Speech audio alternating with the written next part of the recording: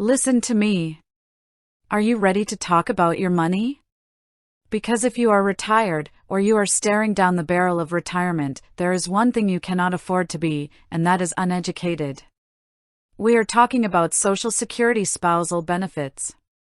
And I'm not just talking about a little extra here and there.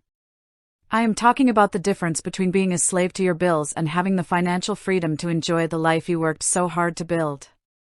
You have to understand that the Social Security Administration is not going to call you up and say, "Hey, you're leaving money on the table." No! You have to know your rights, you have to know the rules, and you have to stand in your own truth when it comes to your financial future. Now, I know what some of you are thinking. Susie, I didn't work much outside the home, or my own Social Security check is so small, why even bother? Stop it! Right now. Your value is not defined by your paycheck from 30 years ago. If you are married, or even if you are divorced, you may be entitled to up to 50% of your spouse's full retirement age benefit. Think about that. If your spouse is receiving $3,000 a month at their full retirement age, you could be looking at $1,500 a month just because you are married to them.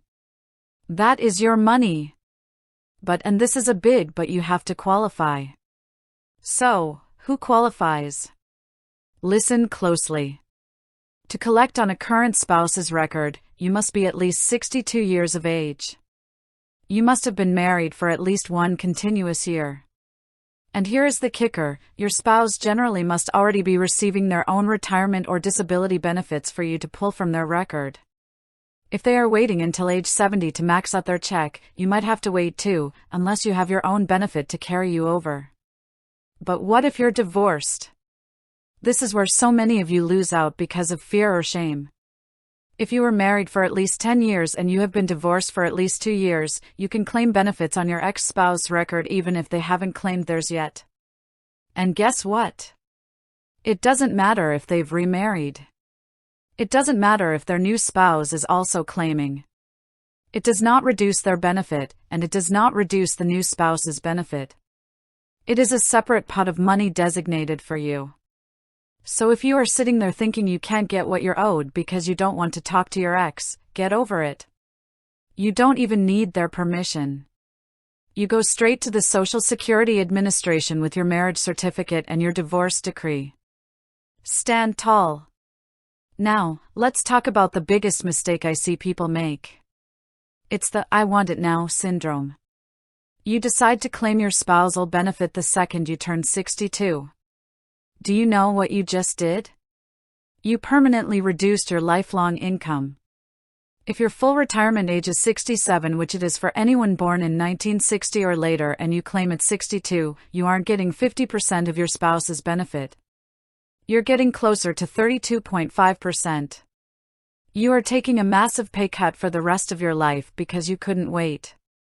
Is that powerful? No. That is a mistake born out of fear. Unless you absolutely, positively need that money to keep the lights on, you wait until your full retirement age to get that maximum 50%. And let's clear up a huge point of confusion: delayed retirement credits.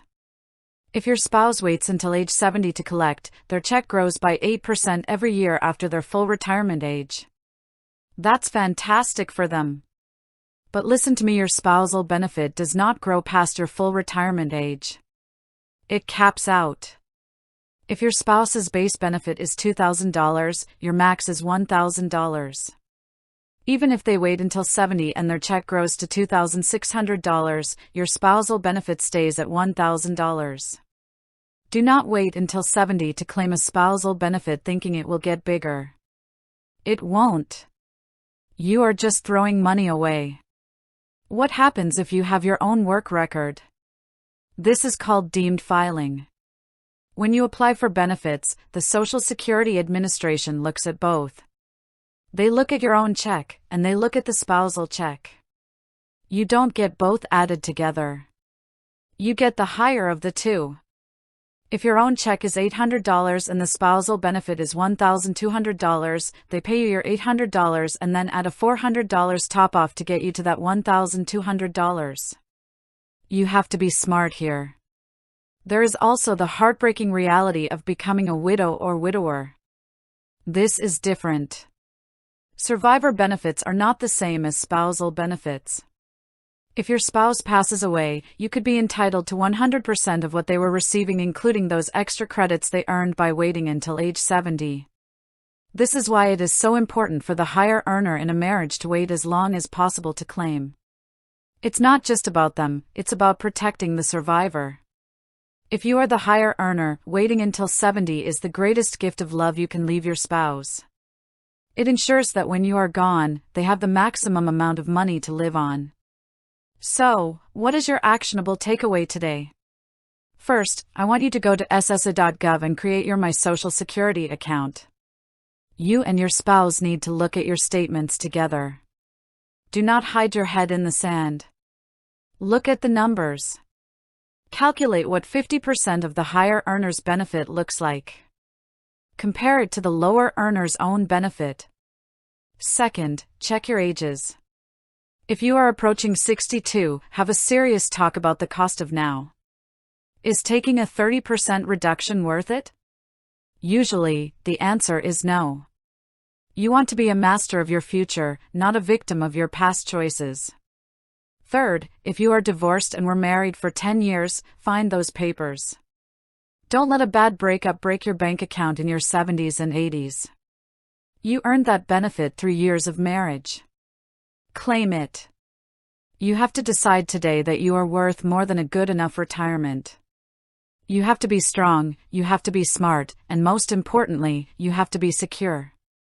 Social Security is a foundational pillar of your security, but it only works if you know how to play the game. Don't leave your destiny in the hands of a government clerk. Take control. Because no one, and I mean no one, is going to care about your money more than you do.